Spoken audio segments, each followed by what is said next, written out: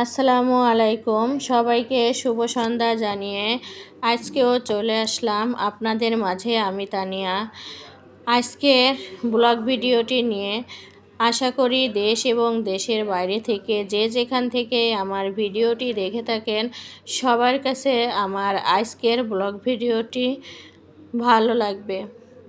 সবাই আমার ভিডিওটি দেখার শুরুতে লাইক দিয়ে শুরু করবেন, আপনাদের কাছে আমার অনুরোধ থাকবে। আর পুরো ভিডিও দেখে আমাকে সুন্দর একটি গঠনমূলক কমেন্ট করবেন। আপনাদের প্রত্যেকটা কমেন্ট পড়তে আমার অনেক বেশি ভালো লাগে, আর আপনাদের সুন্দর সুন্দর কমেন্ট আমাকে ভিডিও তৈরি করতে অনুপ্রাণিত করে।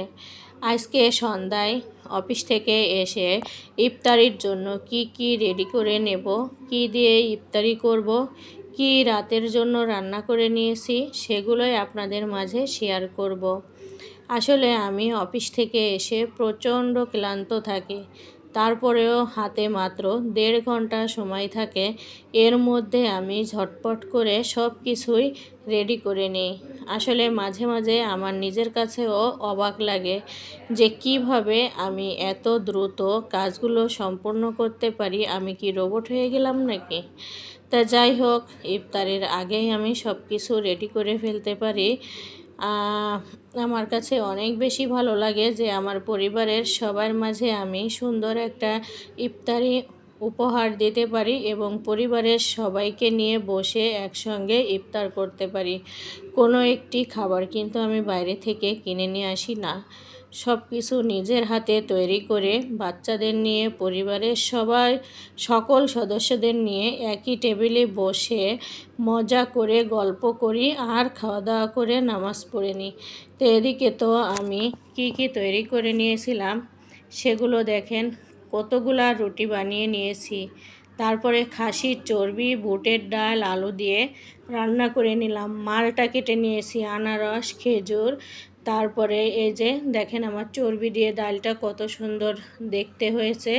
আসলে অনেক টেস্টি হয়েছিল, খেতে খুবই মজাদার হয়েছে। কারণ খাওয়া দাওয়ার পরেই আমি ভয়েসটা দিয়েছি। তো এই তো আমি পুরা ডাইনিং টেবিলটা ভরে ইফতারি রেডি করে নিয়েছি। তা দেখেন কি দারুণ দেখতে লাগতেছিল। এই যে চিড়া, দই, কলা, মিষ্টি, বোঁদে এগুলো দিয়েই আমি ডেজার্টটা তৈরি করে নিয়েছি। তারপরে আনারস ছিল, আপেল ছিল, মালটা ছিল। আজকে কোনো ভাজা পোড়া করি নাই, কারণ রুটি আর এই যে চর্বির এই রেসিপিটা দিয়েই সবাই মজা করে খেয়ে নেবে। আমি যদি ছোলা, পেঁয়াজু, আলুর চপ, ডিম চপ করি তাহলে এটা খেয়ে মজা পাবে না, তার জন্য আর আমি ওগুলো আজকে করি নাই। তারপরেও কিন্তু প্রিয় ভাই ও বোনেরা, আজকের সন্ধ্যার ইফতারিটাও কিন্তু অনেক মজাদার হয়েছিল। সব কিছুই স্বাস্থ্যসম্মত খাবার ছিল। ইফতার শেষে নামাজ পড়ে তারপরে তো আমি রাতের জন্য কি রান্না করে নিয়েছিলাম সেটাও আপনাদের সাথে শেয়ার করে নেব।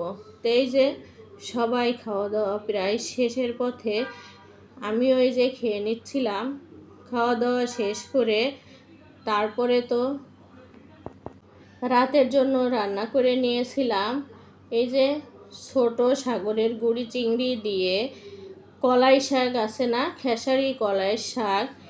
আমি পেঁয়াজ কালি দিয়ে খেসারি কলাই শাক আজকে ভাজি করে নেব। শাকের কালারটা কিন্তু সবুজ রেখেই ভাজি করে নেব। আর এই সমস্ত শাক একটু চিংড়ি মাছ বা টাকি মাছ ঝরঝরে করে দিয়ে ভাজি করলে খেতে কিন্তু দারুণ ইয়াম্মি লাগে।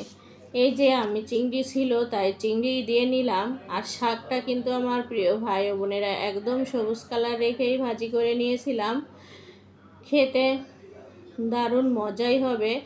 আর পাবদা মাছ লাউ দিয়ে রান্না করে নিয়েছিলাম। যেহেতু ইফতারিতে একটু চর্বি জাতীয় খাবার খাওয়া হয়েছে, এই জন্য আমি একটু ঝোল তরকারি রান্না করে নেব। সেটা হলো লাউ আর পাবদা মাছ। লাউ আর পাবদা মাছ খেতে কিন্তু দারুণ লাগে। আর যে লাউটা দিয়ে আমি পাবদা মাছ রান্না করে নেব, লাউটা কিন্তু একদম কচি ছিল।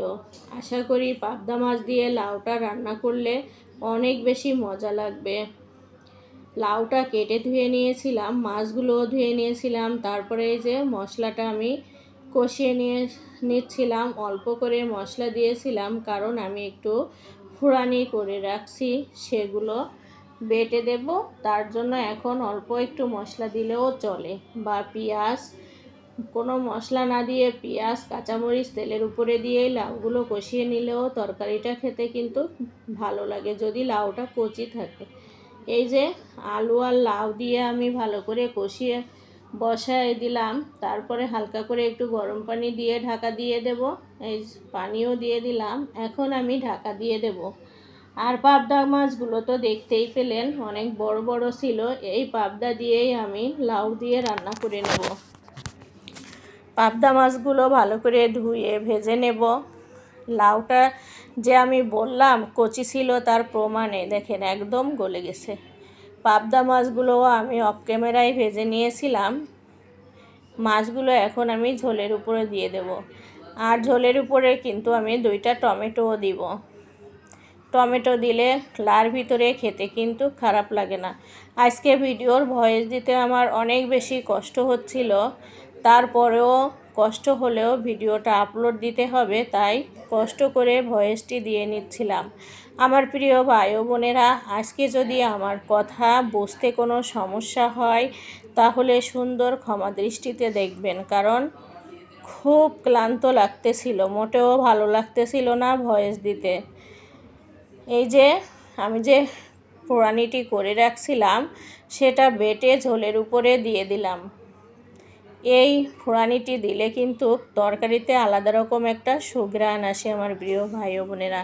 তা আমার প্রিয় ভাই ও বোনেরা, আমার ভিডিওর শুরু থেকে শেষ পর্যন্ত যদি আমার কোনো কথা, ভিডিওর কোনো অংশ আপনাদের কাছে একটু হলেও ভালো লেগে থাকে, তাহলে আমার চ্যানেলটি সাবস্ক্রাইব করে আমার পাশে থেকে যাবেন। আর আমার পুরো ভিডিও দেখে আমাকে কমেন্ট করবেন। সবাই ভালো থাকবেন।